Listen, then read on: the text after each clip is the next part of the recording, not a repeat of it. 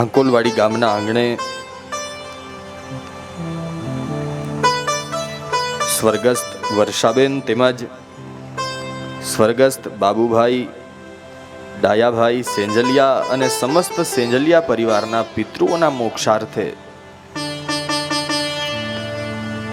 મનોરથી શ્રી વિનોદભાઈ ડાયાભાઈ સેંજલિયા અને એમના બંને દીકરાઓ દિલીપભાઈ ભરતભાઈ અને સમસ્ત સેંજલિયા પરિવાર આયોજિત આ શ્રીમદ ભાગવત કથાનો બીજો દિવસ, બીજા દિવસનું દ્વિતીય સત્ર. આવો આ 3 કલાકના સમયમાં ભાગવતની પાઠશાળામાં બેસી અને કંઈક આપણા જીવનમાં પરિવર્તન આવે, કંઈક મારું તમારું જીવન સુધરી જાય, કંઈક આપણી અંદર રહેલા કામ, ક્રોધ, લોભ, મદ, મોહ અને મત્સર રૂપી કચરાને દૂર કરી શકીએ એવો પ્રયત્ન કરીએ અને કંઈક ભાગવતને જીવવાનો પ્રયત્ન કરીએ.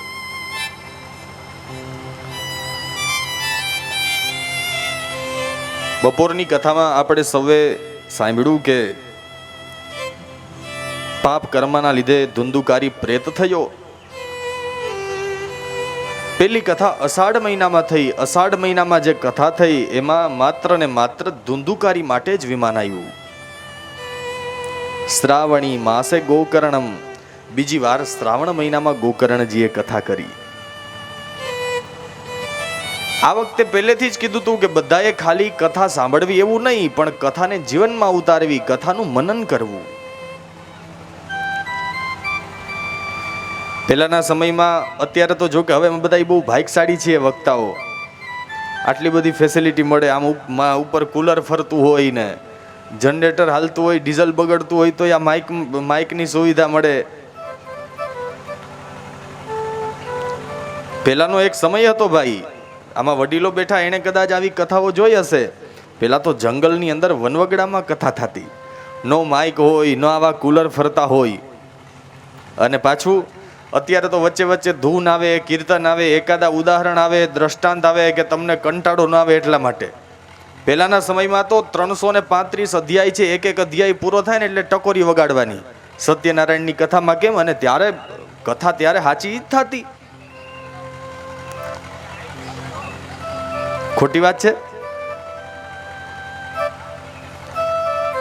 તો પહેલાના સમયમાં. અને અત્યારે તો આપણે 3 કલાકમાં વચ્ચે પાછું શાસ્ત્રીજીને કીધું હોય, શાસ્ત્રીજી વચ્ચે 5 મિનિટ ઇન્ટરવેલ તો રાખવો પડશે.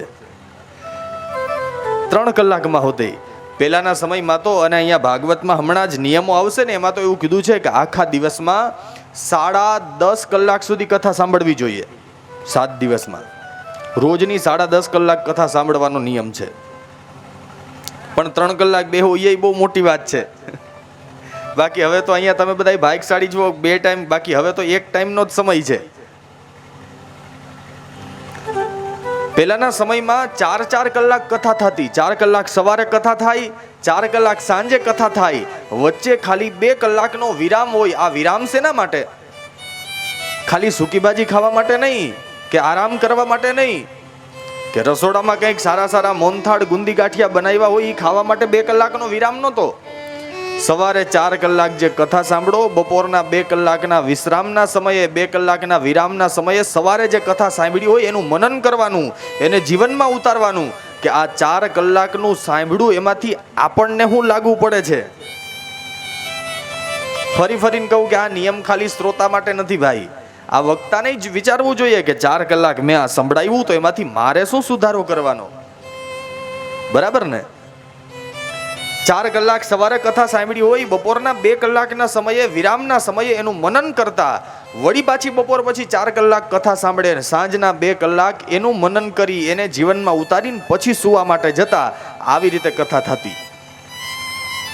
તો અહીંયા ભગવાનના પાર્ષદોએ પણ એ જ કીધું, ગોકર્ણજી કથા સાંભળી તો બધાએ, શ્રવણમ તુ કૃતમ સર્વેર ન તથા મનનમ કૃતમ, સાંભળી બધાએ પણ જીવનમાં કોઈએ નથી ઉતારી. અને એટલા માટે હું જ્યાં કથા હોય ને ત્યાં કહું ભાઈ કે જ્યારે કથા સાંભળવા આવો ને તો એક કાનમાં રૂ ભરાવીને અવાય. એટલે એક બાજુથી આમ અહીંથી સાંભળ્યું હોય ને તો અંદર ને અંદર રે કાંઈક.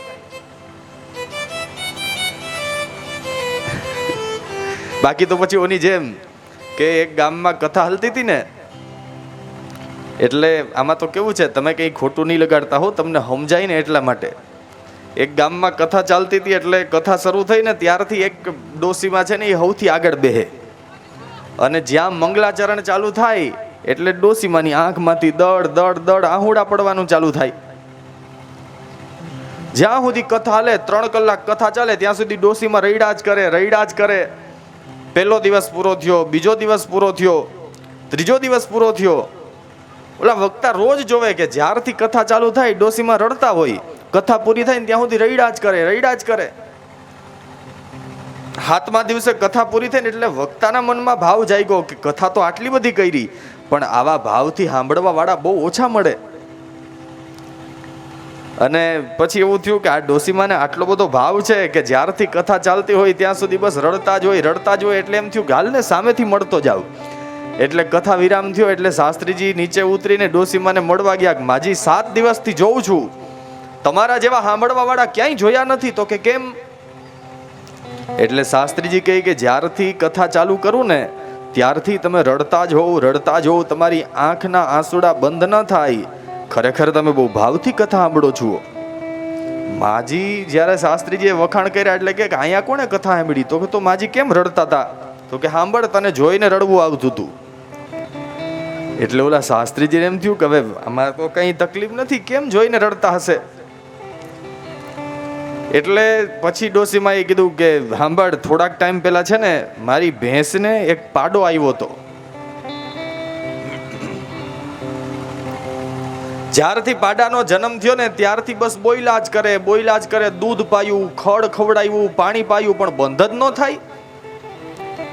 એક દી ગાંગરો, એક દી બોયલા કર્યો, બીજા દિવસે, ત્રીજા દિવસે, 7 દી સુધી બોલીને 7મા દિવસે પાડો મરી ગયો.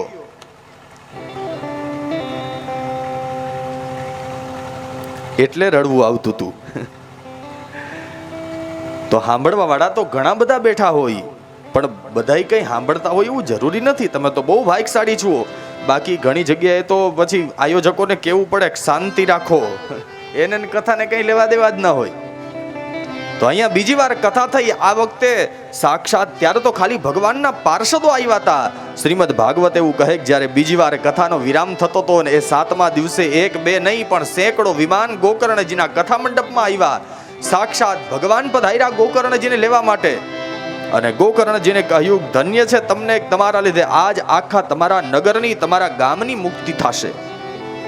અને પછી આમાં તો એવું કીધું છે કે ગોકર્ણજીના ગામની અંદર જેટલા જીવો હતા, કૂતરા માટે વિમાન આવ્યા એવું આમાં લખ્યું છે. તદ ગ્રામે યે સ્થિતા જીવા આશ્વચાંડાલ જાતયઃ વિમાને સ્થાપિતાસ્તેપી ગોકર્ણઃ કૃપયા તદા. ગોકર્ણજીની કૃપાથી તદગ્રામે યે સ્થિતા જીવા, આ ગામની અંદર જેટલા જીવો હતા ને બધાય માટે વિમાન આવ્યા. આશ્વ ચાંડાલ જાતયઃ, જે અશ્વો હતા, ઘોડા હતા, એના માટે વિમાન આવ્યા. કૂતરાઓ માટે વિમાન આવ્યા. ચાંડાલ જાતિના જે લોકો હતા ને એ વિમાનમાં બેસીને ભગવાનના ધામમાં ગયા. અને કેવી રીતે? અયોધ્યા વાસિનઃ પૂર્વમ યથા રામેણ સંગતા. જેવી રીતે અયોધ્યા વાસીઓને ભગવાન રામ પોતાની હારે લઈ ગયા હતા ને, જેમ આખા અવધપુરને લઈ ગયા હતા, એમ આખું ગામ ગોકર્ણજીની હારે ભગવાનના ધામમાં ગયું. ભાવથી કથા સાંભળી હોય તો વિમાન ચોક્કસ આવે. 12 તારીખે શું થાય? પછી કહ્યું કે આ શ્રીમદ ભાગવતનું આ મહાત્મ્યના 4થા અને 5મા અધ્યાયમાં જે ગોકર્ણજીનું આખ્યાન છે, જ્યારે તમારા પિતૃઓનું શ્રાદ્ધ હોય અથવા તો આપણા કોઈ પિતૃઓની તિથિ આવતી હોય, આ દિવસે જો આ ગોકર્ણજીના આખ્યાનને સાંભળવામાં આવે અથવા તો એનો પાઠ કરવામાં આવે તો તમારા પિતૃઓને ભગવાનનું ધામ પ્રાપ્ત થાય છે. અને હવે મહાત્મ્યના 6થા અધ્યાયની અંદર સપ્તાહ શ્રવણની વિધિ બતાવી. કહ્યું કે સાંભળો નારદજી, હવે છેલ્લે કથા સાંભળવી તો કેવી રીતે કથા કરવી ને કેવી રીતે કથા સાંભળવી એના નિયમ 6થા અધ્યાયમાં બતાવ્યા. સૌથી પહેલા તો જ્યારે ભાગવતની કથા કરવી હોય તો પહેલું કામ ઈ કરવાનું, કોઈ યોગ્ય બ્રાહ્મણ પાસે જઈ, જ્યોતિષ જાણતા હોય એવા બ્રાહ્મણ પાસે જઈને સારું મુહૂર્ત કઢાવવું. દેવજ્ઞમ તુ સમાહૂય મુહૂર્તમ યત્નતઃ પૃચ્છેત પહેલા તો જ્યોતિષી બ્રાહ્મણ પાસે જઈને મુહૂર્ત કઢાવવું અને પછી ધન ભેગું કરવું. આ કથાની અંદર પૈસો કેવી રીતે વાપરવો ને એના નિયમ બતાવ્યા. વિવાહે યાદૃશમ વિત્તમ તાદૃશમ પરિકલ્પયેત. લગ્નમાં જેમ દીકરાના લગ્ન હોય અને પછી પૈસાનો વિચાર કરીએ. હાલો મુંડી હલાવજો. છોકરાને લાગે ભાઈ તો પછી કમાઈ લેવું, એકનો એક દીકરો છે, આવો પ્રસંગ પાછો થોડો આવે. અને પછી તો 20,000 બ્યુટી પાર્લર વાળાને ને 50,000 તો ફટાકડાનો ધુવાડો થઈ જાય. આમાં એવું કીધું છે વિવાહે યાદૃશમ વિત્તમ તાદૃશમ પરિકલ્પયેત. લગ્નમાં જેમ આપણે પૈસાનો વિચાર ન કરીએ, કથા કરતા હોય ને ત્યારે પણ પછી એ લોભ છોડી દેવાય, એવું અહીંયા કીધું છે. કેમ કે ભાઈ આ તો 4-4, 5-5 પેઢી વહી જાય ને ત્યારે એકાદી વાર આવું થાય, બાકી તો 3-3 પેઢી તો વિચારવામાં વહી જાય કે મારે કથા કરવી છે, કથા કરવી છે. પછી કહ્યું કે કથા કરવી હોય તો આમ તો ગમે ત્યારે ભાગવતની કથા સાંભળી શકાય, પણ મુક્તિ માટે, મોક્ષ માટેના 6 મહિનાઓ કથામાં મહત્વના કીધા. કથા ભાગવત અત્યારે તો બધે ગમે ત્યારે થઈ શકે, ભગવાનનું નામ લેવાનું છે, સત્સંગ છે, ગમે ત્યારે થાય, પણ 6 મહિના છે ને એ બહુ મહત્વના કીધા.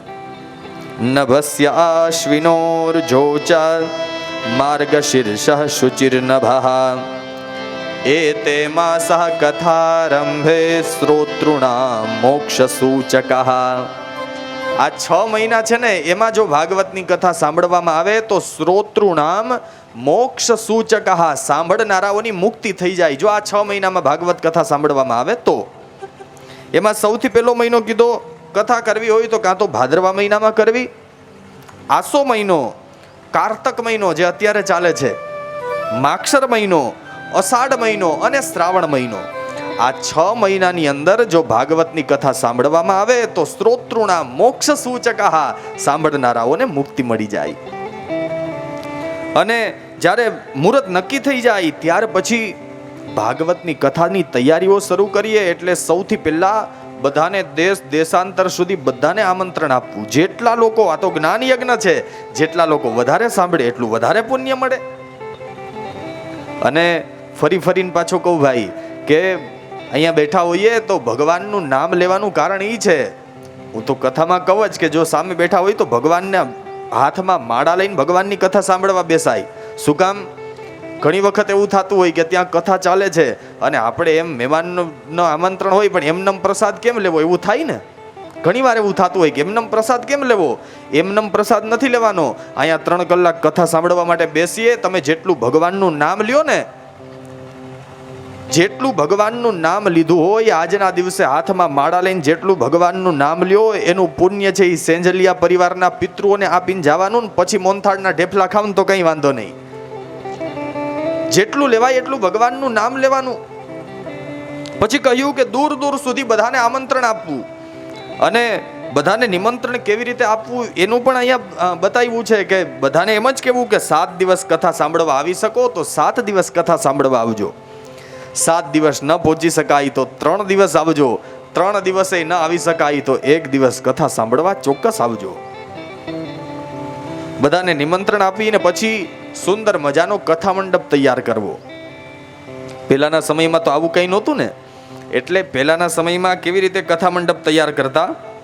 શોધનમ માર્જનમ ભૂમેર લેપનમ ધાતુમંડનમ ગૃહોપસ્કરમુદ્ધૃત્ય ગૃહ કોણે નિવેશયેત.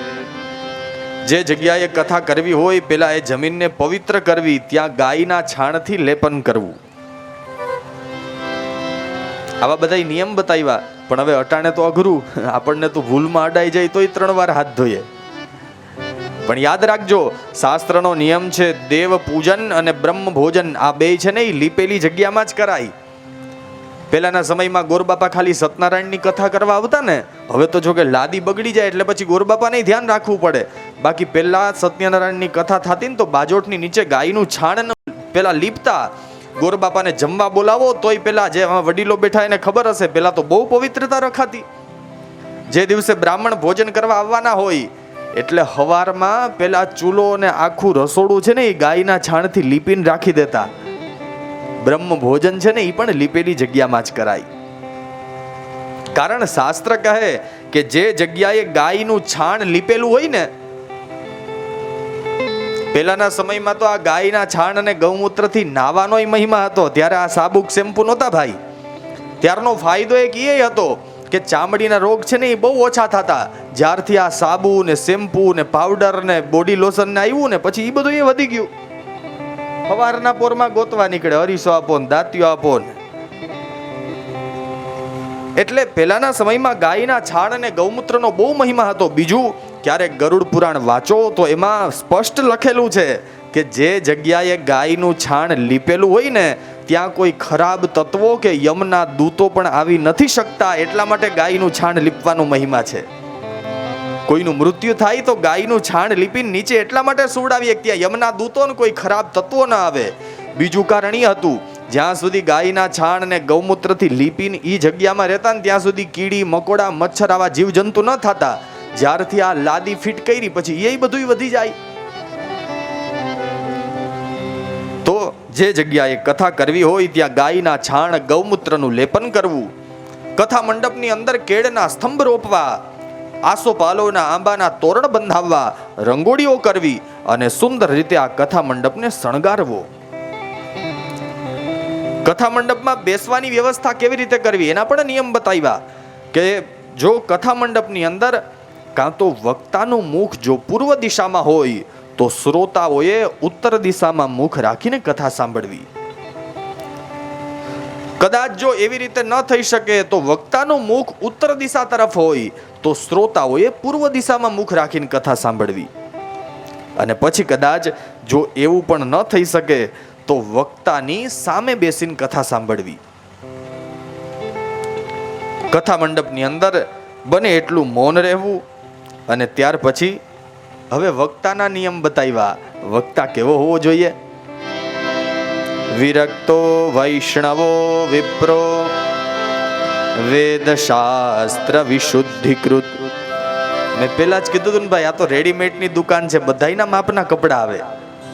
પછી દ્રષ્ટાંત કુશલો ધીરો વક્તા કાર્યોતિ નિસ્પૃહ. પેલું કીધું વિરક્તો, વક્તા છે એ વિરક્ત હોવો જોઈએ. ત્યાર પછી વૈષ્ણવો, વક્તા છે એ વિષ્ણુનો ભક્ત હોવો જોઈએ અથવા તો વૈષ્ણવ હોવો જોઈએ. વિપ્રો, આવું અહીંયા સ્પષ્ટ કીધું છે કે ભાગવતની કથા કરવી હોય તો વક્તા છે એ બ્રાહ્મણ હોવો જોઈએ. વેદ શાસ્ત્ર વિશુદ્ધિકૃત, વેદ અને શાસ્ત્રોનો જાણનારો બ્રાહ્મણ હોય એને વક્તા તરીકે વ્યાસપીઠ ઉપર બેસાડાય. ત્યાર પછી કહ્યું દ્રષ્ટાંત કુશલો ધીરો, દ્રષ્ટાંત આપવામાં કુશળ અને ધીર ગંભીર હોય એવા વક્તાને વ્યાસપીઠ ઉપર બેસાડવા. અને છેલ્લે પછી કીધું વક્તા કાર્યોતિ નિસ્પૃહ, અતિ નિસ્પૃહી હોય, ધનની કે માનની પણ અપેક્ષા ન રાખે એવા બ્રાહ્મણને વ્યાસપીઠ ઉપર બેસાડાય. અને ભાગવતનું હાલતું ચાલતું સ્વરૂપ સુખદેવજીનો બીજો અવતાર કહેવાતા ને એવા પરમ પૂજ્ય ડોંગરે બાપા, ખાલી નામ લઈએ તો એ જીભ પવિત્ર થઈ જાય. આ ડોંગરે બાપા તો એવું કહેતા કે વક્તાએ એટલું નિસ્પૃહી રહેવું જોઈએ કે પૈસાની તો ઠીક છે પણ માનની પણ અપેક્ષા ન રાખવી. પોતે કથા મંડપમાં આવે ત્યારે કોઈ માન આપે તો પણ ભલે અને કોઈ માન ન આપે તો પણ ભલે, વક્તાને કંઈ ફરક ન પડવો જોઈએ. આવા નિસ્પૃહી થઈને વક્તાએ રહેવાય. વક્તા કાર્યોતિ નિસ્પૃહ.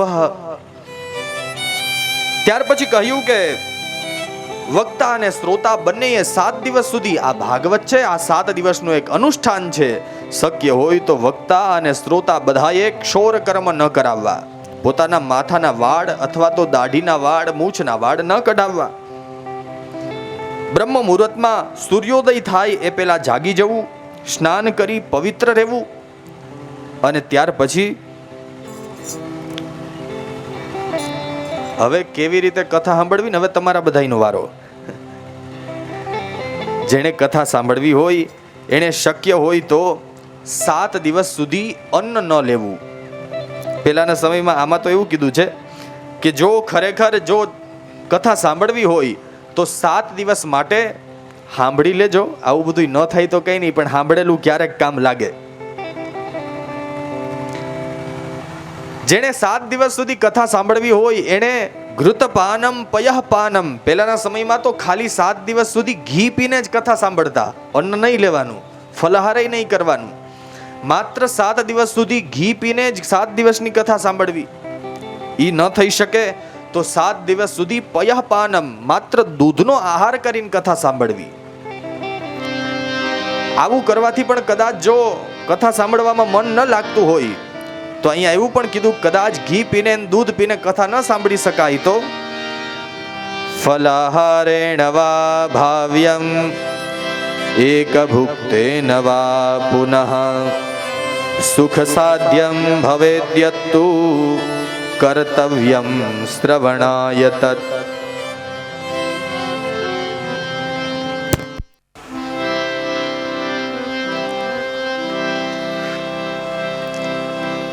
સુખ સાધ્યમ ભવેદ્યત્તુ કર્તવ્યમ શ્રવણાય તત. જો ભગવાનની કથા સાંભળવીને કંઈ હેલી નથી, આવું થોડું થોડું પરીક્ષા તો થાય, એમાં કંઈ મૂંઝાવાનું ન હોય.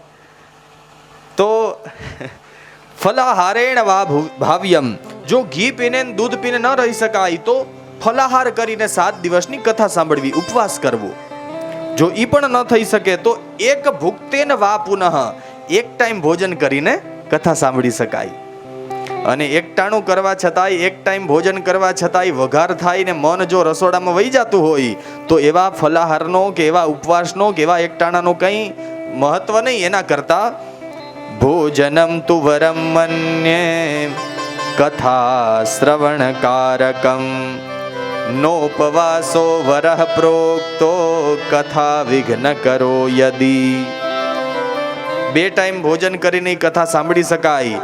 જો 2 ટાઈમ ભોજન કરીને મન કથામાં લાગી જતું હોય તો ઉપવાસ કરવાનો કે એકટાણું કરવાનું બીજું કંઈ કારણ નથી. પણ કથા સાંભળતા સાંભળતા કંઈ એવો ખોરાક લેવાઈ જાય અને તમારે કથા છોડીને જવું પડે સ્નાન કરવા માટે, પવિત્ર થવા માટે, તો એટલા માટે કથામાં વિઘ્ન થાય ને એટલા માટે આવો બધા નિયમ બતાવ્યા. બાકી ભોજનમ તુ વરમ મન્યે કથા શ્રવણ કારકમ, 2 ટાઈમ ભોજન કરીને જો કથામાં મન લાગી જતું હોય 2 ટાઈમ ભોજન કરીને જમવા બેસાય, કથામાં બેસાય, 2 ટાઈમ જમો, 3 ટાઈમ જમો. મહત્વનું ઈ નથી કે તમે કેટલા ભૂખ્યા રહ્યો છો, મહત્વનું ઈ છે કે તમારું મન કેટલી ઘડી કથામાં ચોટે છે, ઈ મહત્વનું છે. 2 ટાઈમ ભોજન કરીને પણ કથા સાંભળી શકાય. ત્યાર પછી બ્રહ્મચર્યમ અધઃ સુક્તિ પત્રાવલ્યામ ચ ભોજનમ કથા સમાપ્તો ભુંક્તિમ ચ કુર્યા નિત્યમ કથાવ્રતિ. જેણે કથા સાંભળવી હોય અને કથા કરવી હોય એને 7 દિવસ સુધી બ્રહ્મચર્યનું પાલન કરવું. અધઃ સુક્તિ, વક્તા અને શ્રોતા આ બંનેના નિયમ છે. ભૂમિ ઉપર જ શયન કરાય, પલંગ કે ખાટલા ઉપર સૂવું નહીં. આ એટલા માટે કહું છું ભાઈ, જે નિયમ હું પાડું છું ને એ જ તમને કહું છું. બાકી હું જો સેટી ઉપર હોતો હોય તો મારે તમને કહેવાનો મને અધિકાર જ નથી.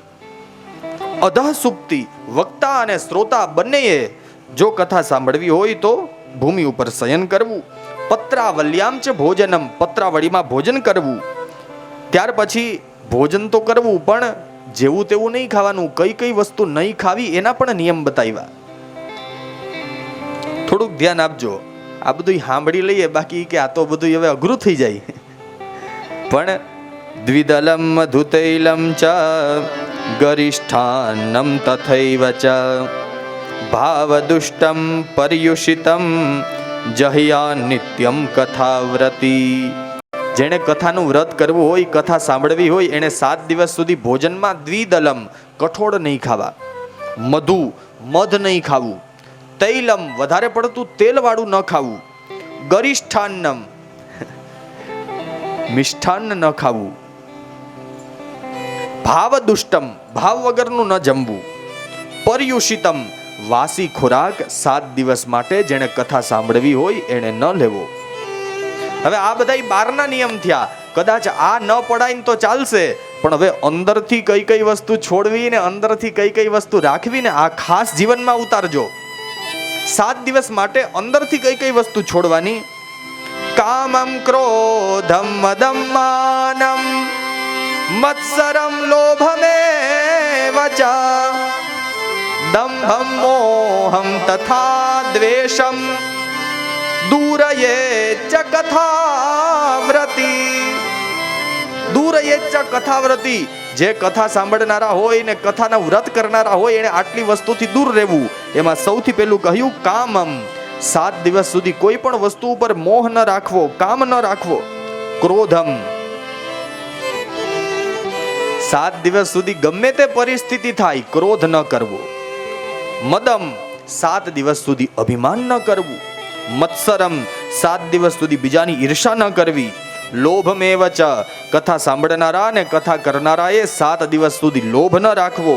દંભમ, કથાનું વ્રત કરનારા લોકોએ 7 દિવસ સુધી દેખાડો, દંભનો ત્યાગ કરી દેવો. મોહમ, મોહને છોડી દેવો. દ્વેષમ, એકબીજા પ્રત્યેનો દ્વેષ છોડી દેવો. અને હવે કઈ કઈ વસ્તુ ઉતારવી જીવનમાં? સત્યમ, શૌચમ, દયામૌનમ, આર્જવમ, વિનયમ તથા ઉદાર માનસમ તદ્વદ એવમ કુર્યાત કથાવ્રતિ. જે કથાનું વ્રત કરનારા છે એને 7 દિવસ સુધી સત્યમ, ખોટું ન બોલવું. શૌચમ, હૃદયની અને બહારની શરીરની બંને પ્રકારે પવિત્રતા રાખવી. દયામ, 7 દિવસ સુધી એકબીજા માટે દયાનો ભાવ રાખવો. મૌનમ, બને એટલું મૌન રહેવું. આર્જવમ, હૃદયને પવિત્ર રાખવું. વિનયમ, બને એટલું વાણીમાં વિનય રાખવો, આપણી વાણીથી પણ કોઈને દુઃખ થાય એવું ન બોલવું. ઉદાર માનસમ તદ્વદ, મનમાં ઉદારતા રાખવી. જેણે કથા સાંભળવી હોય એને 7 દિવસ સુધી આટલા નિયમ પાડવા. વેદ વૈષ્ણવ વિપ્રાણામ ગુરુ ગોવ્રતિનામ તથા સ્ત્રીરાજ મહતામ નિંદામ વર્જયેદ્ય કથાવ્રતિ. જેણે કથા સાંભળવી હોય એને આટલા લોકોની નિંદા ન કરવી. વેદની નિંદા ન કરવી, વૈષ્ણવની નિંદા ન કરવી, બ્રાહ્મણની નિંદા ન કરવી, ગુરુની નિંદા ન કરવી, ગાયની નિંદા ન કરવી, કોઈ વ્રત કરનારો માણસ હોય એની નિંદા ન કરવી, સ્ત્રીની નિંદા ન કરવી, કોઈ રાજા હોય એની નિંદા ન કરવી. આટલા લોકોની નિંદા કરતા 7 દિવસ સુધી અટકી જવું. અને હવે છેલ્લે પછી કીધું કે આમ તો કથા બધાએ સાંભળવી જોઈએ, પણ ખાસ કરીને દરિદ્રશ્ચ, ક્ષય રોગી, નિર્ભાગ્ય, પાપ કર્મવાન, અનપત્યો, મોક્ષ કામ, શૃણુયાચ કથામિમામ. જે દરિદ્ર હોય એને ખાસ કરીને કથા સાંભળવી. ક્ષયના રોગી હોય એને ખાસ કરીને કથા સાંભળવી. કોઈ પણ જાતની બીમારી હોય એને ખાસ કરીને કથા સાંભળવી. નિર્ભાગ્ય, જેના ભાગ્ય છે નબળા હોય એને કથા સાંભળવી. પાપ કર્મવાન, જાણતા અજાણતા જેનાથી કંઈક પણ નાના મોટા પાપ થયા હોય એને કથા સાંભળવી.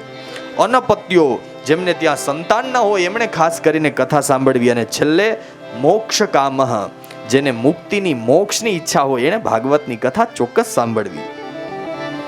આ પ્રમાણેના નિયમો બતાવ્યા. ત્યાર પછી કહ્યું કે વક્તા પોતાના સ્થાન ઉપર બેસે એની પહેલા શ્રોતાઓએ પોતાનું સ્થાન ગ્રહણ કરી લેવું. ત્યાર પછી જ્યાં સુધી કથા ચાલતી હોય ત્યાં સુધી શાંતિપૂર્વક મનને કથામાં લગાવવું. કથા વિરામ થાય ત્યાં સુધી પોતાનું સ્થાન ન છોડવું. અને એમાં પણ ખાસ કરીને એક આસને બેસીને કથા સાંભળવાનો બહુ મહિમા હોય. આ અનુષ્ઠાન છે. ભાગવત છે એ કંઈ ખાલી કથા નથી. અનુષ્ઠાનનો નિયમ હોય, એનું સમય પણ નક્કી હોય. અનુષ્ઠાન એટલે કંઈ જેમ તેમ ન થાય. ગમે ત્યારે મન પડે ત્યારે હાથમાં માળા લઈને બેસી જાવ એમ અનુષ્ઠાન ન થાય. અનુષ્ઠાનનો સમય અને એનું સ્થાન છે ને આ બે ફિક્સ હોય. સમયમાં પણ કાંઈ ફેરફાર ન થવો જોઈએ અને એનું સ્થાનમાં પણ કાંઈ ફેરફાર ન થવો જોઈએ. તો આ પ્રમાણેના નિયમ બતાવ્યા. અને જે સમયે હરિદ્વારની અંદર સનત કુમારોની કથાનો વિરામ થતો હતો એ સમયે સુખદેવજી વગેરે મહાપુરુષો ત્યાં પ્રગટ થયા અને કીર્તન શરૂ થયું. પ્રહલાદ સ્થાલધારી તરલ ગતિતયા ચોદ્ધવ કાંસ્યધારી. પ્રહલાદજી છે એણે વીણા ધારણ કરી હાથમાં વીણા વગાડવા લાગ્યા. ઉદ્ધવજી છે એ હાથમાં કાંસ્યધારી વીણાધારી સુરર્ષિ નારદજી છે પોતાની વીણા વગાડવા લાગ્યા. રાગ કરતાર્જુનો ભૂત અર્જુનજી છે એણે જુદા જુદા રાગો કર્યા. ઇન્દ્રો વાદિન મૃદંગમ ઇન્દ્ર છે મૃદંગ વગાડવા લાગ્યા. જય જય સુકરા કીર્તને તે કુમારા સનત કુમારો ભગવાનના નામનું કીર્તન કરવા લાગ્યા.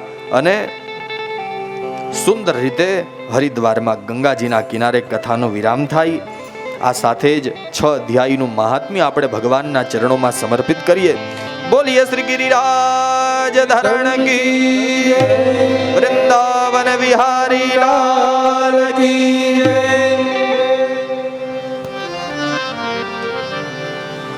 હવે ભાગવતની કથા શરૂ થાય. શ્રીમદ ભાગવતમાં 12 સ્કંદ છે, 18,000 શ્લોક છે, 335 અધ્યાય છે.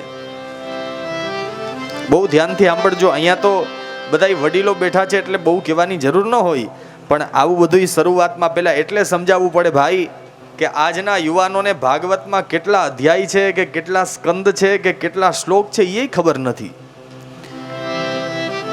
આજકાલ આપણા સંતાનો બગડે છે, આપણો સમાજ બગડે છે, એનું બીજું કંઈ કારણ નથી. આપણે આપણું ભૂલતા જઈએ છીએ ને એટલે દુઃખી થાય છે. અને બહુ દુઃખ સાથે કહેવું પડે ભાઈ કે ઘણી જગ્યાએ કથામાં જઈએ ને તો તમારું ગામ તો બહુ સત્સંગી છે એટલે તમારા યુવાનોને સમજાવવા ન પડે. બાકી ઘણી જગ્યાએ જાય ને તો 7 દિવસ શ્રીમદ ભાગવતની કથા કરીને જાતા હોઈએ ને, છેલ્લા દિવસે ગામના 2-5 યુવાનો મળવા આવે ઉતારે. આ જોયું છે ને એટલે દુઃખ થાય.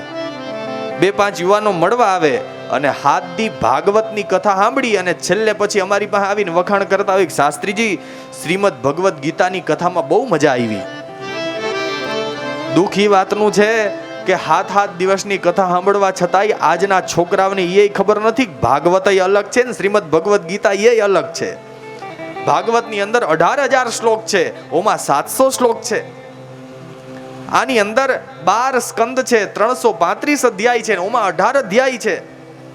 આ ભાગવત સુખદેવજી મહારાજે પરીક્ષિત રાજાને સંભળાવ્યું અને ગીતાજી જે ભગવાન કૃષ્ણએ અર્જુનને સંભળાવ્યા. આજના યુવાનોને એ ખબર નથી. વિચાર તો કરો, આપણો દેશ ક્યાં જઈને અટકશે. બીજા દેશનું સંસ્કૃતિ અપનાવી એમાં વાંધો નથી. તમારા છોકરાઓને ભગવાનના મંદિરે જાતા શીખવાડજો, જેમ હાલતા શીખવાડીએ, બોલતા શીખવાડીએ. જો આવું ધ્યાન અત્યારથી નહીં આપો ને તો પાછી ગુલામી કરવાની છે, એ યાદ રાખજો. આપણી સંસ્કૃતિ આપણે નહીં જાળવીએ તો કોણ જાળવશે? અત્યારે આપણે આપણું ભૂલતા જઈએ. આ કડવી વાસ્તવિકતા છે. અમેરિકામાં જાવ તો આપણા ભાગવતના પાઠ અત્યારે ન્યાના ભૂરિયાઓ બધાય ગોરાઓ શ્લોક બોલતા થઈ ગયા અને આપણા છોકરાઓને શીખા રાખતા ને ભગવાનનું નામ લેવામાં શરમ આવે. ધૂન બોલવાની હોય તો 2-5 જણા મંજીરા વગાડતા હોય, ગામમાં શરમ ન થાય? આપણે આપણું નહીં જાળવીએ તો કોણ જાળવશે? ક્યારેક જન્માષ્ટમીમાં કે જાય ને ભગવાનના મંદિરે રાતના 12 વાગે જાય ને દર્શન કરવા તો હૃદયમાં બહુ દુઃખ થાય. ગણી હકાઈને એટલા માણસો જન્માષ્ટમીના દિવસે ત્યાં હોય. બાકી તો રિસોર્ટમાં અને હોટલમાં અને રેસ્ટોરન્ટમાં જઈને આપણે રાતના 2-2 વાગ્યા સુધી જાગતા હોય. આપણે આપણું નહીં બચાવીએ બીજા કોણ બચાવશે? જો આમ નમ રહ્યું ને તો પાછી ગુલામી કરવાની છે, એ ભરોસો રાખજો, તૈયારી એની રાખજો. તો આ શ્રીમદ ભાગવત એની અંદર 12 સ્કંદ છે, 335 અધ્યાય છે, 18,000 શ્લોક છે અને 1.5 લાખ અક્ષર છે. અને શ્રીમદ ભાગવત એ ભગવાન કૃષ્ણનો દેહ છે. 12 સ્કંદ એ ભગવાનના એક અંગ છે અને એમાંથી પહેલો સ્કંદ એ ભગવાનનું જમણું ચરણ છે. અને હવે શ્રીમદ ભાગવત આટલો સુંદર ગ્રંથની રચના કરતા હતા એટલે જેમ મહાત્મ્યમાં મંગલાચરણ કર્યું, ભગવાનને નમસ્કાર કર્યા, એમ શ્રીમદ ભાગવતની શરૂઆતમાં સત્ય સ્વરૂપ પરમાત્માનું ધ્યાન ધરતા મહર્ષિ વેદવ્યાસજી ભાગવતનો પહેલો જ શ્લોક અને પહેલા શ્લોકની અંદર સત્યમ પરમ ધીમહિ કહી મંગલાચરણ કરે. અમે પરમ સત્યનું ધ્યાન ધરીએ છીએ અને પરમ સત્ય પરમાત્મા કેવા છે? જન્માદ્યસ્ય યતોન્વયાદિતરતઃ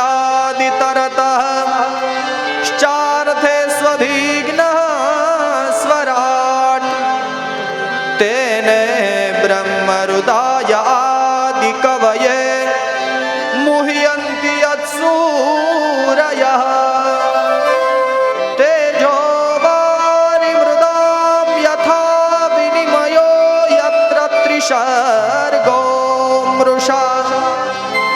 ધામના સ્વેન સદા નિરસ્તકુહકં સત્યં પરમ ધીમહિ તેજો વારિમૃદામ યથા વિનિમયો યત્ર ત્રિસર્ગો ભર્ગો મૃષા ધામ્ના સ્વેન સદા નિરસ્તકુહકમ સત્યમ પરમ ધીમહિ. સત્યમ પરમ ધીમહિ. પહેલા શ્લોકની અંદર સત્યમ પરમ ધીમહિ નો અર્થ થાય જે પરમ સત્ય છે એનું ધીમહિ, એનું અમે ધ્યાન ધરીએ છીએ. યાદ રાખજો, ભાગવત છે ને એ વેદ વ્યાસજી જેણે 4 વેદ બનાવ્યા, 6 શાસ્ત્ર લખ્યા, ઉપનિષદો લખ્યા, ભારતનો સૌથી મોટામાં મોટો ગ્રંથ મહાભારત 1 લાખ શ્લોકનું મહાભારત બનાવ્યું, 17 પુરાણો લખ્યા, છતાંય સંતોષ ન થયો ને, છેલ્લે ભાગવત બનાવ્યું. ભાગવત લખ્યા પછી વેદ વ્યાસજીએ કાંઈ લખ્યું જ નથી, પછી કાંઈ લખવાની જરૂર જ ન પડી. વેદવ્યાસજીના જીવનનો સૌથી સારામાં સારી કોઈ કૃતિ હોય, સૌથી શ્રેષ્ઠમાં શ્રેષ્ઠ કોઈ શાસ્ત્ર હોય ને તો એ શ્રીમદ ભાગવત છે, વેદવ્યાસજીનું બનાવેલું. હવે પોતાની જિંદગીનું સૌથી હારામાં હારું કામ કરતા હતા ને તોય કોઈ ભગવાનનું નામ ન લખ્યું, કૃષ્ણમ પરમ ધીમહિ ન લખ્યું, રામમ પરમ ધીમહિ ન લખ્યું, શક્તિમ પરમ ધીમહિ ન લખ્યું, શિવમ પરમ ધીમહિ કંઈ ન લખ્યું. ખાલી એટલું કીધું સત્યમ પરમ ધીમહિ. જે પરમ સત્ય છે ને એને અમે નમસ્કાર કરીએ છીએ. શું કામે? તો કે વેદવ્યાસજીને ખબર હતી કે કલયુગ આવશે ને એટલે પછી ધર્મના નાત જાતના ભેદભાવ વધશે. અને થાય છે ને એવું, આ તો ઓના મંદિરમાં જવાય ને ઓના મંદિરમાં ન જવાય, આ બધાય નિયમો તો આપણે બનાવ્યા. બાકી શાસ્ત્રમાં કીધું છે કે જેમ આકાશમાંથી વરસેલું જલ છે, જુદી જુદી જગ્યાએ વરસેલું જલ છેલ્લે સમુદ્રમાં ભળી જાય, એમ કોઈ પણ દેવને નમસ્કાર કરો, કેશવમ પ્રતિગચ્છતિ, છેલ્લે ભગવાન કૃષ્ણને જ પ્રાપ્ત થાય. પણ અત્યારે નથી કે ઓલા ભગવાન તો કે અમારા ભગવાન સૌથી મોટા, બીજા ભગવાનનું નામ ન લઈએ, બીજા ભગવાનના મંદિરમાં ન જઈએ. પણ પોતપોતાની શ્રદ્ધા હોય. પણ વ્યાસજીને ખબર હતી કે જો કૃષ્ણમ પરમ ધીમહિ એવું લખીશ તો જે કૃષ્ણને માનવા વાળા છે એને એવું થાત કે ભાગવત માત્ર અમારું છે. રામમ પરમ ધીમહિ એવું લખી નાખત તો રામને માનવા વાળા લોકોને એવું થાત કે ભાગવત ખાલી અમારું જ છે, બીજા કોઈનું નથી, બીજાને ન સંભળાય. શિવમ પરમ ધીમહિ એવું લખે તો શિવને માનવા વાળા લોકો છે એને એવું થાત કે ભાગવતમાં પહેલું નામ ભગવાન શિવનું છે તો ભાગવત અમારું છે. પણ અહીંયા વ્યાસજીએ કહ્યું સત્યમ પરમ ધીમહિ. જે પરમ સત્ય છે એનું અમે ધ્યાન ધરીએ છીએ. હવે એ પરમ સત્ય કેવા છે? સૌથી પહેલા કીધું જન્માદ્યસ્ય, જેના દ્વારા આ જીવનો જન્મ થાય, જેના દ્વારા આ જીવનું જીવન ચાલે, આપણે બધા જીવીએ છીએ જેના લીધે, અને જે પોતે જ આ જીવનો સંહાર કરે, જન્મ મૃત્યુ અને જીવન આપનારા જે પરમાત્મા છે એ પરમ સત્ય પરમાત્માનું અમે ધ્યાન ધરીએ છીએ. તો અહીંયા પરમ સત્ય પરમાત્મા એટલે કોઈ કૃષ્ણ ઈ જ નહીં, જેમાં આપણી શ્રદ્ધા હોય ને આપણા માટે સત્ય હોય. આપણે ખબર ઓલી બુકમાં પેલું દિવાળીની પૂજા કરીએ ને એટલે એમાં પૂજાનું પાનું હોય ને એમાં લખતા હોઈએ શ્રીનાથજી બાવા સત્ય છે, ખોડિયાર માતાજી સત્ય છે. જેમાં આપણી શ્રદ્ધા હોય એ આપણા માટે સત્ય હોય. એટલે જેના દ્વારા આ જીવનો જન્મ થાય, જેના દ્વારા જીવન મળે અને જેના દ્વારા મૃત્યુ થાય એ પરમ સત્ય પરમાત્મા છે, એને અમે નમસ્કાર કરીએ છીએ. અને ત્યાર પછી કહ્યું કે આ પરમાત્મા કેવા છે? યતોન્વયાદિ તરતઃ, દુનિયાના સજીવ નિર્જીવ જળ ચેતન દરેક વસ્તુમાં જે સમાયેલા છે. આ ઝાડવું છે તો એની અંદર એ પરમાત્મા છે, લોખંડનો સ્તંભ છે તો એની અંદર એ પરમાત્મા છે, જે જમીન ઉપર બેઠા છીએ એની અંદર એ પરમાત્મા છે. દરેક જગ્યાએ સજીવ નિર્જીવ દરેક વસ્તુમાં રહેલા જે પરમ સત્ય પરમાત્મા છે એને અમે નમસ્કાર કરીએ છીએ. પછી કહ્યું કે એ પરમાત્મા કેવા છે?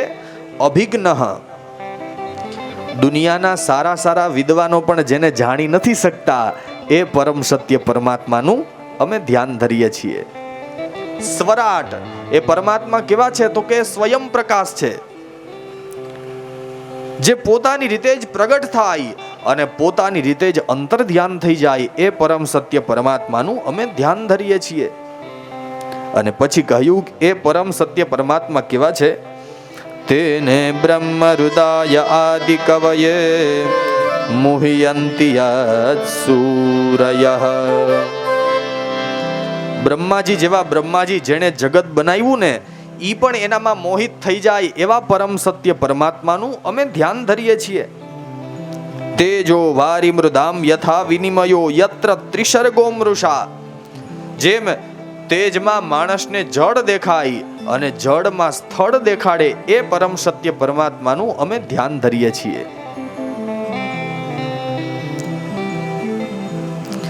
રસ્તામાં હાઈલા જતા હોય ને ઉનાળામાં, એટલે ઉનાળાની અંદર રોડ તપે ને એટલે પછી મૃગજળ દેખાય. દેખાય ને, જોયું છે કોઈએ? મૃગજળ દેખાય. આપણને એમ થાય ત્યાં તો પાણીનું ખાબોચિયું ભરેલું છે, પણ ત્યાં જઈને જોઈએ તો ખરેખર હોય નહીં. તે જો વારી મૃદામ યથા વિનિમયો, જે પોતાના પ્રકાશથી સ્થળમાં પણ જળ દેખાડે, ખરેખર ત્યાં પાણી હોય નહીં, પણ દેખાય શું કે ત્યાં તો પાણીનું ખાબોચિયું ભરેલું છે. આવી જેની માયા છે એ પરમ સત્ય પરમાત્માનું અમે ધ્યાન ધરીએ છીએ. આના દ્વારા વ્યાસજી એક અર્થમાં એ કહેવા માંગે કે જેમ રોડમાં પાણી ન હોય છતાં પણ ત્યાં જલનો આપણને આભાસ થાય, એવી રીતે દુનિયા દેખાય છે પણ દુનિયામાં કાંઈ સત્ય નથી. આ તો ભગવાનની બનાવેલું રમકડું જ આ જગત છે. અને આનું કોઈ પ્રત્યક્ષ પ્રમાણ હોય? શિવજી પોતે પાર્વતીજીને કહે કે દેવી, હું મારો પોતાનો અનુભવ કહું છું. આ દુનિયા દેખાય છે પણ દુનિયામાં કાંઈ સત્ય નથી. સત્ય શું છે એના માટે ભગવાન શિવ પોતે પાર્વતીજીને કહે, સાંભળો સતી, સાંભળો પાર્વતી, હું તમને મારો પોતાનો અનુભવ કહું છું. આ જગતમાં સત્ય શું છે? ઉમા કહું મેં અનુભવ અપના.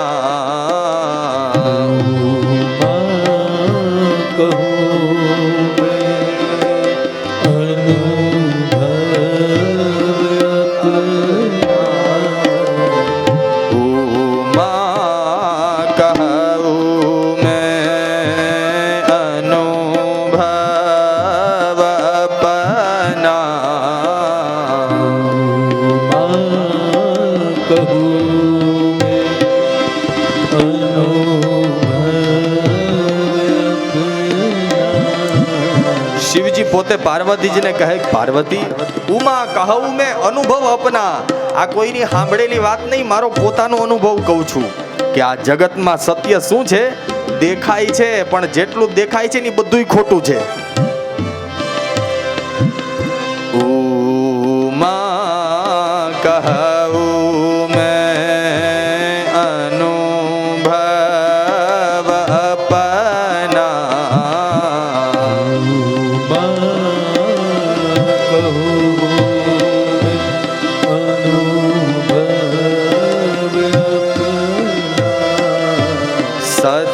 સતહરિ ભજન જગત સબ સપના.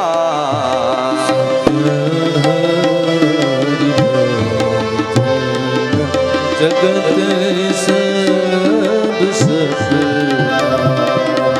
સતહરિ ભજન જગત સબ સપના.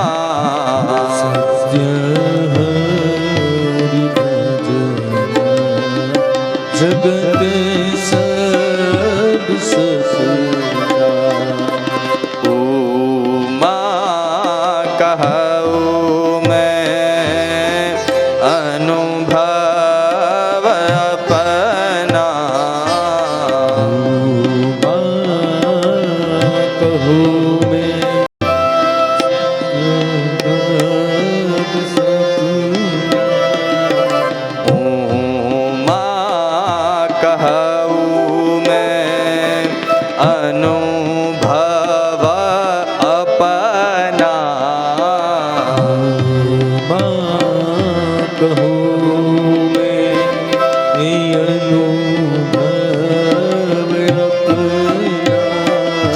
દેખાય છે આ સપના જેવો સંસાર.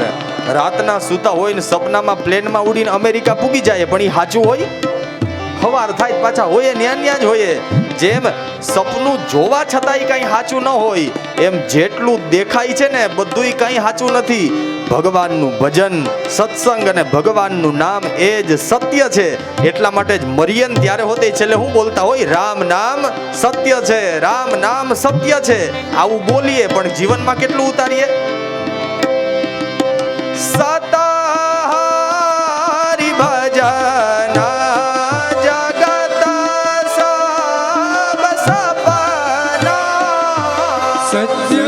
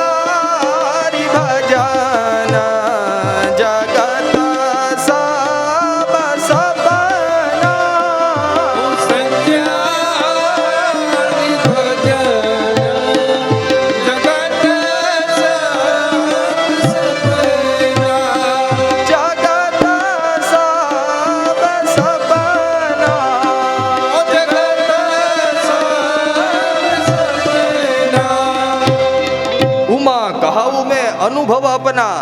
માણસ બોલે એ સાચું ન હોય, ભગવાન કોઈ દી ખોટું બોલે? પાછા હોઈ ગયા કે શું છે? મુંડી તો હલાવો. ખોટું હોય તો ના પાડ દેવાય કે ભાઈ ભગવાન બોલે એ ખોટું હોય કોઈ દિવસ?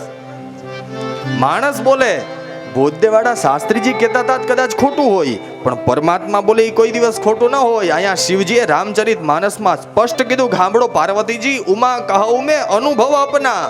ભગવાન શિવ કહે કે હું કઈ એમને નથી બોલતો, આ બધાય અનુભવ કરીને પછી બોલું છું. અનુભવ અપના.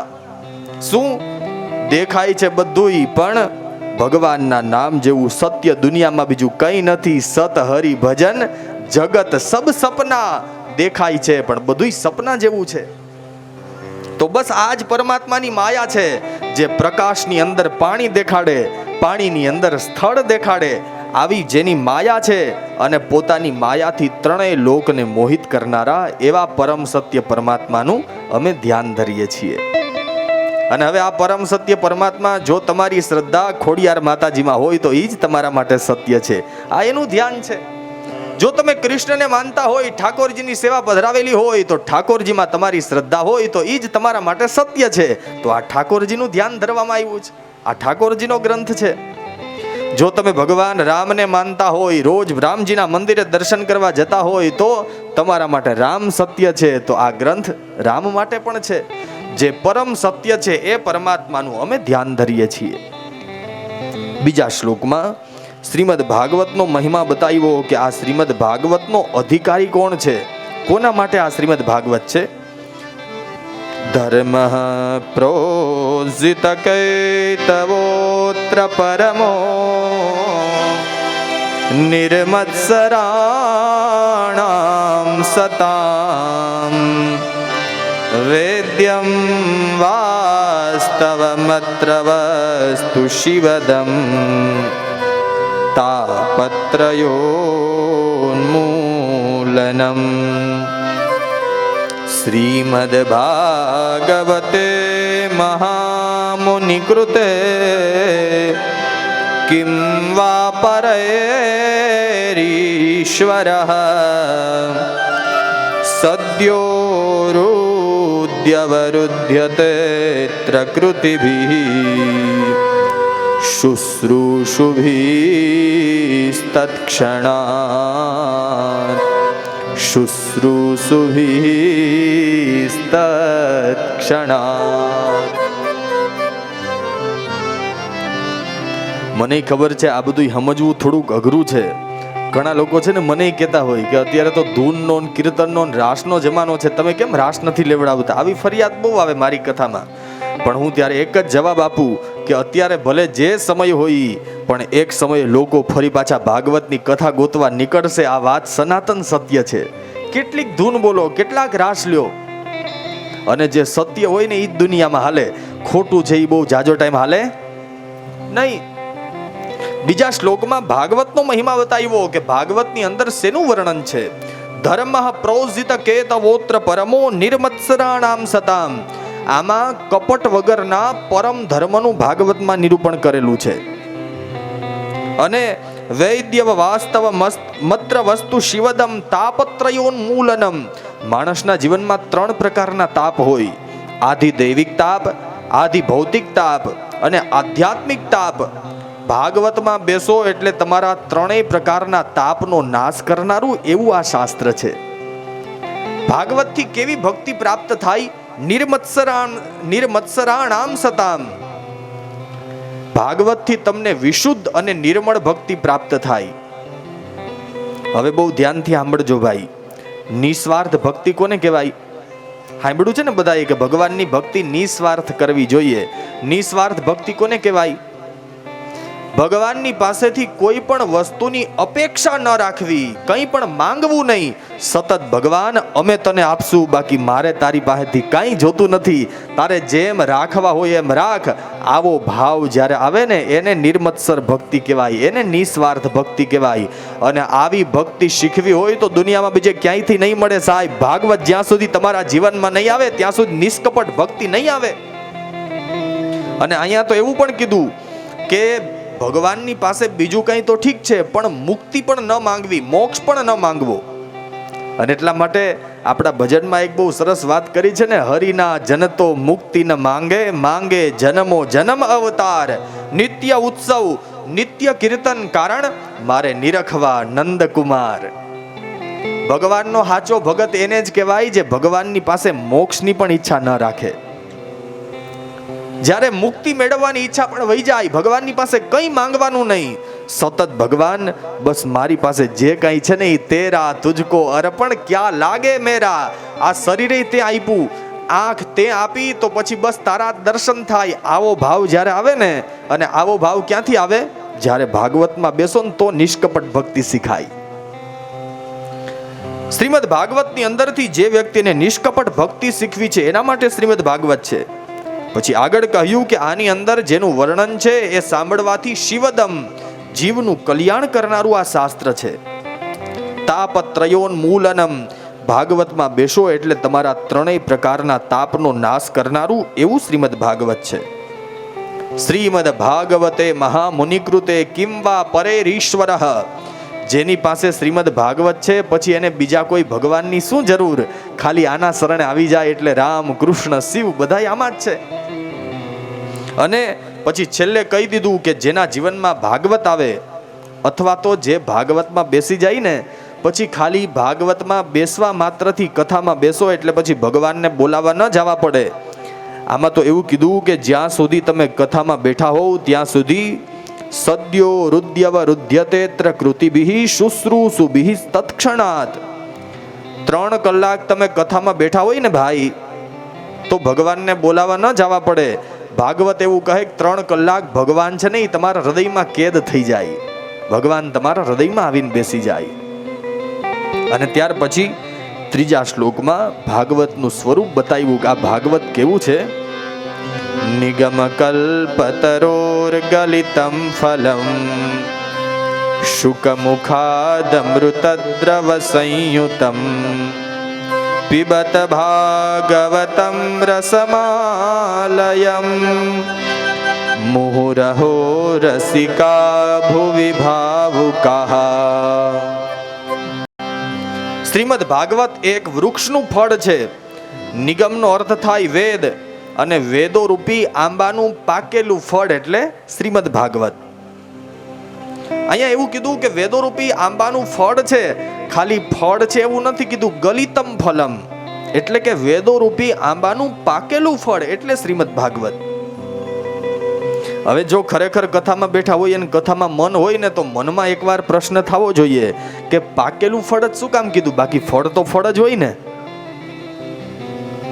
કેરી છે એ કાચી હોય તો એ કેરી જ કહેવાય અને પાકી જાય તો એ કેરી જ કહેવાય. કહેવાય કે નહીં? હજી તો 1.5 કલાક બાકી છે, મુંડી હલાવો, હુવા નહીં દઉં. પાકેલું ફળ કેવા પાછળનું કારણ એ છે, ફળ જ્યાં સુધી કાચું હોય ને ત્યાં સુધી એમાં મીઠાશ ન હોય. કેરી હોતે કાચી હોય ને ત્યાં સુધી ખાટી જ લાગે, પણ એ જ કેરી જ્યારે પાકી જાય ત્યારે સાચી મીઠાશ ફળ પાક્યા પછી એની અંદર આવે. તો અહીંયા શ્રીમદ ભાગવત એ નિગમ કલ્પતરોર વેદો રૂપી આંબાનું ફળ તો છે જ, પણ પાછું પાકેલું ફળ છે એટલા માટે બહુ મીઠું છે. અને પછી આંબામાં કેટલી બધી કેરી હોય ભાઈ, એમાંથી કઈ કેરી મીઠી છે એ કેમ ખબર પડે? અહીંયા બહુ સમજાવવું ન પડે. કેટલી બધી કેરી હોય પણ એમાંથી જે કેરીની અંદર પોપટે ચાંચ મારી હોય ને, જેને આપણે હુડો કહીએ, પોપટ જે કેરીમાં ચાંચ મારે એ કેરી મીઠી જ હોય. તો ખાલી પોપટ ચાંચ મારે ને કેરી મીઠી થઈ જતી હોય તો આ તો આખું શાસ્ત્ર જ પોપટના મુખમાંથી નીકળ્યું છે. એટલા માટે અહીંયા લખ્યું શુકમુખાદમૃત દ્રવ સંયુતમ. આખું શાસ્ત્ર જ પોપટના મુખમાંથી નીકળ્યું છે. કારણ સૌથી પહેલી વાર આ ભાગવત શુકદેવજી મહારાજે પરીક્ષિતને સંભળાવ્યું. અને શુકનો સંસ્કૃતમાં પોપટને સંસ્કૃતમાં શુક જ કહેવાય. પોપટને સંસ્કૃતમાં શુક કહેવાય. અને શુકદેવજી છે ને એ પણ પહેલાના જન્મમાં, એના પૂર્વ જન્મમાં પોપટ જ હતા. પોપટનો જ બીજો જન્મ એટલે શુકદેવજી. આજ સુધીની જેટલી કથાઓ થઈ ને ભાઈ, પછી રામકથા હોય તોય ભલે, ભાગવત કથા હોય તોય ભલે, મહાભારતની કથા હોય તો પણ ભલે, જેટલી કથાઓ થઈ, સૌથી પહેલી વાર કોઈ પણ કથા છે ને એ શિવજીએ પાર્વતીજીને જ સંભળાવી છે. તો એક દિવસ પાર્વતીજી ને ભગવાન શિવ બેઠા હતા એટલે પાર્વતીજીએ કહ્યું, ભગવાન મારે ભાગવત સાંભળવું છે, મને ભાગવત સંભળાવો ને. એટલે શિવજી કહે, દેવી સંભળાવું ખરા, પણ જ્યાં કથા ચાલુ થાય ને, યાદ રાખજો, કથા હાલતી હોય ને ત્યાં ભગવાનના 2 પટરાણી આવે, વગર બોલાવ્યા આવી જાય. કથા ચાલતી હોય જ્યાં સુધી 3 કલાક કથામાં બેસો ને ત્યાં સુધી પહેલા પટરાણી ભક્તિ આવે અને બીજા નિદ્રા. કથામાં બેઠા હોય ને ત્યાં સુધી બગાહા આવે, નિંદર આવે. આવું બધું સહજ સ્વભાવ હોય, એમાં કઈ તમારો દોષ નથી. એટલે પાર્વતીજીને કહ્યું, દેવી જ્યાં હું કથા તમે કહો તો ખરા કે કથા સંભળાવો, પણ જ્યાં થોડીક વાર કથા સંભળવું ત્યાં તમે તો સૂઈ જાઓ. પછી તો મને તો સમાધિ લાગી ગઈ હોય ને જ્યાં સમાધિ ખુલે ને કથા પૂરી થાય જોઉં ત્યાં તો તમે સૂઈ ગયા હો. એમ મજા ના આવે. વક્તાને કથા સંભળાવવાની મજા ત્યારે જ આવે જ્યારે સામેથી કોઈ હોંકારો દેવા વાળું હોય. એટલે જો તમે હોંકારો દેતા જાઓ તો કથા સંભળાવીશ. પાર્વતીજી કહે, સારું ભગવાન, હું આ વખતે સુઈશ નહીં, તમને હોંકારો દેતી જઈશ. કથા શરૂ થઈ. હવે જેવી કથા શરૂ થઈ એટલે શિવજીનો તો સ્વભાવ હતો ભગવાનની કથા સંભળાવવાની ચાલુ કરે એટલે ભગવાન શિવને સમાધિ લાગી જાય. આંખ બંધ થઈ ગઈ, સમાધિમાં ચાલ્યા ગયા અને પાર્વતીજી છે એ હોંકારો દેતા જાય. થોડીક કથા ચાલુ થઈ ને એટલે હવે પાર્વતીજીને તો સ્વભાવ પ્રમાણે નિંદર આવવા માંડી. જ્યારથી કથા ચાલુ થઈ ત્યારથી એક પોપટ ઝાડની ડાળી ઉપર બેઠો બેઠો કથા સાંભળતો હતો. એટલે પાર્વતીજીને નિંદર આવે એટલે થોડીક વાર હોંકારો દે, વળી થોડીક વાર પાછું ઝોલું આવી જાય, વળી હોંકારો દેતા બંધ થઈ જાય.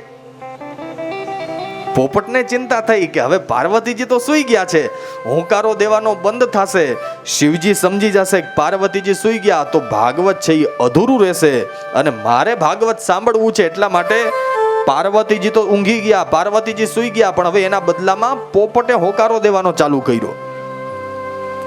ભાગવતની કથા પૂરી થઈ ને જ્યાં શિવજીની આંખ ખુલી, સમાધિ ખુલીને જ્યાં જોયું ત્યાં તો પાર્વતીજી તો સૂઈ ગયા હતા. શિવજી કહે, પાર્વતીજી સૂઈ ગયા તટાણ સુધી હોંકારો કોણ દેતું હતું? અને જ્યાં સામે એક વૃક્ષ હતું, આ વૃક્ષની ડાળી ઉપર જોયું તો એક પોપટ બેઠો બેઠો કથા સાંભળતો હતો. શિવજીને ક્રોધ આવ્યો, તે મને છૈત્રો છે, એટલે હાથમાં ત્રિશૂલ લઈ પોપટની પાછળ દોડ્યા. આ પોપટ છે દોડતો દોડતો ત્યાંથી પૃથ્વી ઉપર આવી કૈલાશ લોકમાંથી વ્યાસજીના પત્ની હતા અરણી દેવી, આ અરણી દેવીના ગર્ભમાં પ્રવેશી ગયા અને આ જ પોપટ બીજા જન્મમાં શુકદેવજી થયા. જો ખાલી પોપટ ચાંચ મારે ને કેરી મીઠી થઈ જતી હોય તો ભાગવત તો આખું પોપટના મુખમાંથી જ નીકળ્યું છે. એટલા માટે લખ્યું શુક મુખાદમૃતાદ્રવ સંયુતમ. પોપટ ચાંચ મારે ને કેરી મીઠી થઈ જાય એમ આ ભાગવત પણ બહુ મધુર છે, બહુ મીઠું છે, કારણ પોપટના મુખમાંથી જ નીકળ્યું છે. અને પછી કહ્યું પીબત ભાગવતમ રસમાલયમ. આ રસનો સમુદ્ર છે, આનું જેટલું પાન કરો એટલું વધારે મીઠું લાગે. વેદો રૂપી આંબાનું પાકેલું ફળ એટલે શ્રીમદ ભાગવત. જેમ આંબાની ડાળીઓ હોય, એના થડ હોય, એના મૂળ હોય, એના પાન હોય, એમ આપણે પણ ગાઈએ છીએ ને ભાગવતના 12 સ્કંદ એ ભાગવત રૂપી આંબાના થડ છે. આમ પણ સમય થઈ ગયો છે, થોડી વાર ધોળ ગાઈએ ત્યાં સુધીમાં ચા પાણીની વ્યવસ્થા છે. જે કોઈને ચા પાણી પીવાય હોય પોતાના સ્થળેથી, પોતાની જગ્યાએથી ઊભા થઈ અને ચા પાણી લઈ શકે છે. આપણે પણ ગાઈએ છીએ ને કે જેમ ઓલા આંબાના થડ હોય, એના પાન હોય, એની ડાળીઓ હોય, એમ આ ભાગવત રૂપી આંબો કેવો છે